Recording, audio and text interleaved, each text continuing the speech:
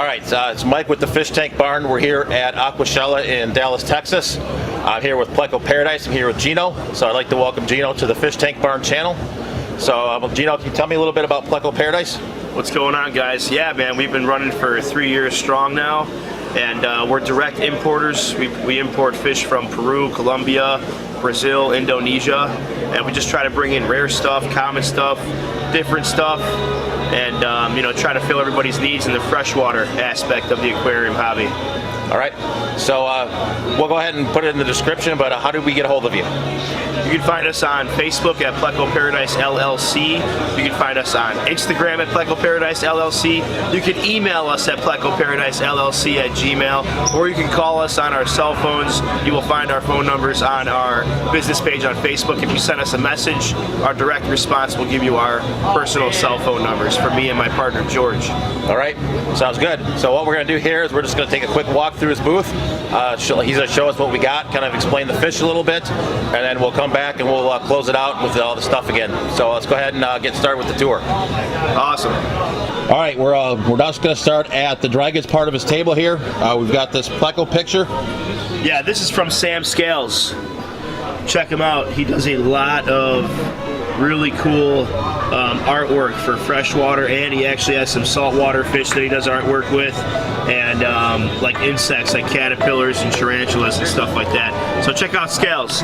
But yeah, you know, we sell sponge filters, as you can see. We sell some Hikari products. You know, we have veggie wafers, we have carnivore pellets, we have medication, you know, the typical stuff that you want to use when you're quarantining your fish, right? All right, let's go ahead here and we're going to walk through some of the Plecos here. Algae wafers, I'm not a huge Pleco guy, so I'm going to need you to tell me a little bit about each one of them. All right, so first we're going to start off with the Angelfish here. We just have some sockets. So yeah, we just have all this stuff here available for the customers that are coming through Aquaschella. Everybody's loving it. It's super awesome. Go ahead here and we're going to walk through some of the Plecos here. Yeah, cool. I'm not a huge Pleco guy, so I'm going to need you to tell me a little bit about each one of them. Oh yeah, no problem, man. All right, so first we're going to start off with the Angelfish here. Lace and some black lace angels. Some of them are veil tail, some of them are standard tail. I get these from a local breeder out in Chicago. Really great guy, has awesome fish. Everybody loves angelfish, so we figured we'd bring some of these with us, and we've sold actually quite a few of them. There were a couple hundred of them in this tank a couple days ago. Over here in this tank, we have some L330 watermelon royals and some L240 vampires that are for sale over here at Aquaschella. And we had a bunch of fish in this tank, you know, yesterday, but it was so crazy yesterday. There's really not many fish left. So tell me a little bit about the care requirements for these guys. Are these guys the wood eaters, the meat eaters? Well, you have both in here. So the vampires, the black with the white spots, those are carnivores. Those guys are going to love chewing on a piece of shrimp, maybe some clams or some mussels, worms, stuff like that. The royals are complete opposite. Those are your wood eaters. Those guys are going to graze on wood all day long, and those guys are going to require more of like an omnivorous slash vegetarian side of the diet. So you have kind of two opposite sides of the spectrum here with both of these fish in this tank. Carnivores being the vampires, and the more vegetarian omnivores being the royal plecos. Sounds good.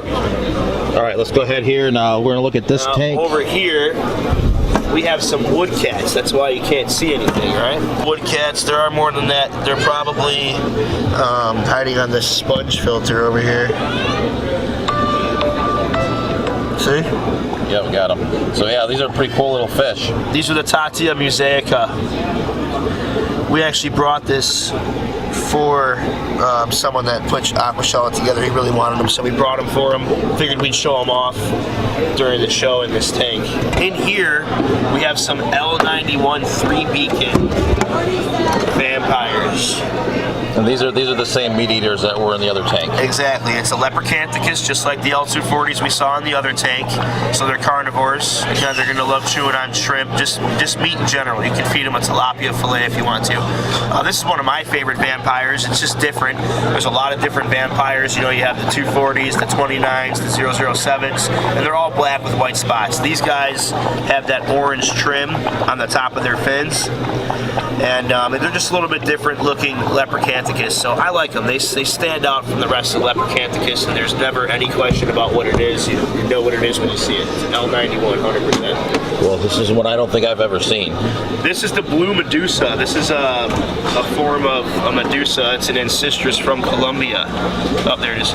And we do have a Panoculus in there too, an L226. So this is a Medusa pleco. This is like all ancestris, omnivorous, but these will actually lean more towards the vegetarian side. These guys love eating biofilm. They'll love eating a piece of cucumber. Love these guys. These are the CW049s that we brought in from Colombia a little while ago. Standard diet for an ancestris. These were vegetables, wood, and all that good stuff. You don't need to feed them a high protein diet or anything like that. They'll eat it, but they don't need that like some others do. All right, let's go ahead here and we'll look at these. Looks like some pretty cool looking corridoras. Oh, I love these guys. These are the CW049s that we brought in from Colombia a little while ago. As soon as they opened up the doors to the customers yesterday, these went immediately. So those are the CW049 Cories. You'll just want to feed those guys bloodworms and blackworms and a little bit more of a protein diet. And then you have some longfin albino bristlenose in here. Common fish, but everybody loves them. I personally, myself, I love them. I love their flowy fins, so I always keep them in stock. That was a big hit. That was a big hit this weekend. Probably sell out of them today. All right, looks like some corridoras fowleri here. Yep, exactly. You got the fowleri. You have the longfin regular bristlenose in here as well. And same thing with these Cories. These sold right away too the first day, like immediately. The person who bought these 49s bought the fowleris as well. But they're great looking fish. Same requirement for most Cories. Just feed them some bloodworms, blackworms. They're going to go crazy for it. Chop up some shrimp for them or something. They're going to enjoy that type of high protein meaty diet. They're really going to like that stuff. Cool. Looks like we've got here some pretty cool looking stuff too. Yeah, this is the we'll call it the Holy Grail tank, and there's actually quite a few fish in here that I'm going to have to move some stuff around. So we have Albino 333s. Cool. Very cool looking fish. And it's great because a fish like this, a lot of people have never seen this before. Yeah. So, I mean, with 3,000 people being here yesterday and hopefully another 3,000 or so today, there's going to be a ton of people seeing this fish for their first time, and they're probably going to really enjoy that. We had a lot of traction on that. And of course, you have your L46, your L46 zebras. We do have some L236 super whites in here as well. You can kind of see one in that cave right there. The lighting's obviously a little dark, but there's a couple L236 super whites in here, and a lot of people are just really excited to see this tank. You know, L46 are super popular fish. There's a super white 236 right there.